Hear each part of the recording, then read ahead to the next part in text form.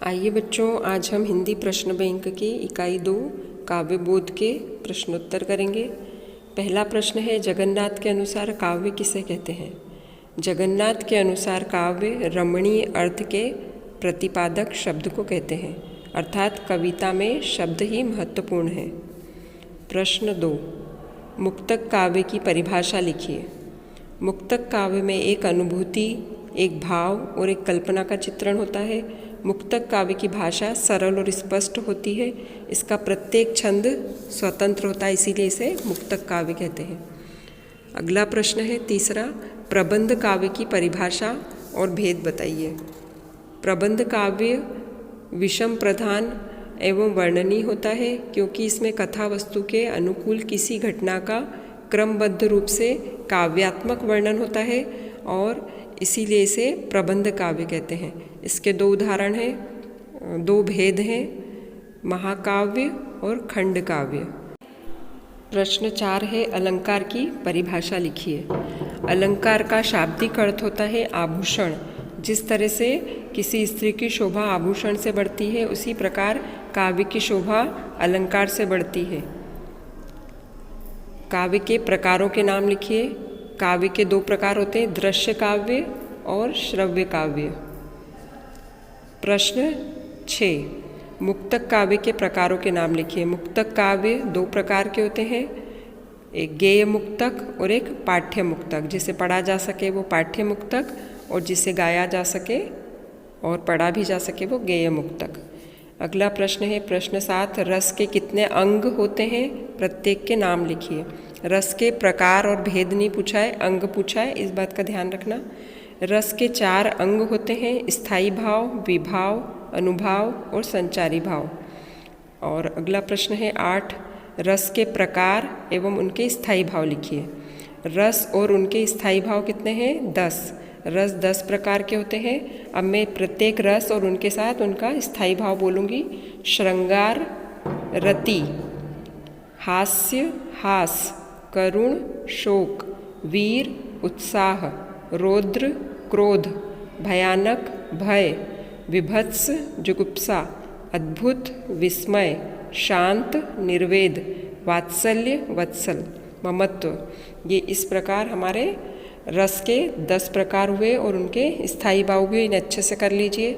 ये विकल्प के रूप में भी आ सकते हैं, खालिस्तान के रूप में, सही गलत किसी भी तरह से इसमें से प्रश्न आने वाले हैं, इसलिए इनको अच्छे से कर लीजिए। प्रश्न 9, शांत रस की परिभाषा उदाहरण सहित लिखिए। जहाँ वैराग्य, तत्वज्ञान आदि का वर्णन होता है वहाँ शांत रस होता है।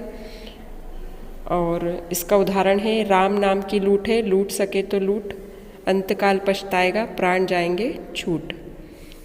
प्रश्न 10, रौद्र रस की परिभाषा लिखिए उदाहरण सहित। जहाँ क्रोध भाव की व्यंजना होती है वहाँ रौद्र रस होता है। उदाहरण है, श्री कृष्ण के वचन सुन अर्जुन क्रोध में जलने लगे, शोक सारा भूलकर करतल युगल मलने लगे। प्रश्न 11, अद्भुत रस की परिभाषा लिखिए उदाहरण सहित। ऐसा वर्णन जिसके मन में आश्चर्य का भाव पैदा हो, वहाँ अद्भुत रस होता है। इसका उदाहरण है, बिनु पद चले सूने बिनु काना, कर बिनु कर्म करे विधि नाना। प्रश्न 12 है, करुण रस की परिभाषा उदाहरण सहित लिखिए। जहाँ परिजन की मृत्यु या वियोग का वर्णन होता है वहाँ करुण रस होता है।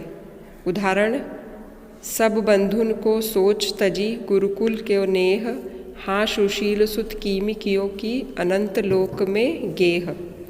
प्रश्न 13, हास्य रस की परिभाषा उदाहरण सहित लिखिए।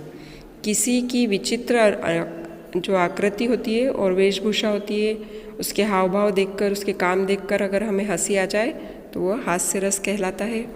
मैं महावीर हूँ, पापड़ को तोड़ सकता हूँ, गुस्सा आ जाए तो कागज को भी मोड़ सकता हूँ, ये हास्य रस का उदाहरण है। प्रश्न 14, वात्सल्य रस की परिभाषा उदाहरण सहित लिखिए। बालकों के मनोभावों को, उनकी चेष्टाओं को, माँ के हृदय में जिस भाव की उत्पत्ति होती है उसे वात्सल्य रस कहते हैं। इसका उदाहरण है, धूरी भरे अति शोभित श्यामजू, तेसी बनी सिर सुंदर चोटी, खेलत खात फिरे अंगना पग, पैंजनी बाजत पीरी कछोटी। प्रश्न 15, अनुप्रास अलंकार की परिभाषा उदाहरण सहित लिखिए। काव्य में जहाँ कोई वर्ण एक से अधिक बार आता है तो वहाँ अनुप्रास अलंकार होता है। एक से अधिक बार जहाँ पे काव्य में किसी वर्ण का प्रयोग होता है तो वो क्या कहलाता है? अनुप्रास अलंकार। इसका उदाहरण है रघुपति राघव राजा राम, है ना। और दूसरा उदाहरण है जुग जुग जियो जवाहरलाल। जैसे रघुपति राघव राजा राम में र का प्रयोग हुआ है, और उसके बाद वाले उदाहरण में जुग जुग जियो जवाहरलाल तो ज का उदाहरण उपयोग हुआ है। चारू चंद्र की चंचल किरणें खेल रही थी जलथल में, यहाँ पे च का उदाहरण उपयोग किया गया है। जब एक ही वर्ण का उपयोग बार बार आता है, दो या दो से अधिक बार आता है, तो उसे क्या बोलेंगे? अनुप्रास अलंकार। अब प्रश्न है 16, यमक अलंकार की परिभाषा लिखिए। यमक अलंकार काव्य में जहाँ एक शब्द बार बार आता है, अभी ऊपर अनुप्रास अलंकार में वर्ण बार बार आए थे और यमक अलंकार में शब्द बार बार आते हैं, तो उसे यमक अलंकार कहेंगे और उनके अर्थ अलग अलग होंगे। शब्द एक ही होगा, दो बार आएगा, लेकिन उसका अर्थ अलग होगा। जैसे कर का मन का डार दे, मन का फेर, मतलब मन का जो है वो मोती है, तो कर का मन का मतलब हाथ में जो माला जपते हैं हम वो वाली माला, और मन का मतलब हमारे मन के अंदर जो मन का है उसको फेरने के लिए इसके दो अर्थ बताए हैं मन का के। उसके बाद है कनक कनकते सो गुनी मादकता अधिकाय। जैसे कनक यहाँ पे एक कनक का अर्थ है सोना और दूसरे का है धतूरा, और इस तरह से दो अर्थ निकल रहे हैं इस लाइन में। उक्त उदाहरणों में प्रयुक्त शब्द एक से अधिक बार आए हैं और उनके अर्थ भिन्न भिन्न है, इसलिए वहाँ पे कौन सा अलंकार हो गया? यमक अलंकार। प्रश्न 17, विभाव व अनुभाव में कोई तीन अंतर लिखिए।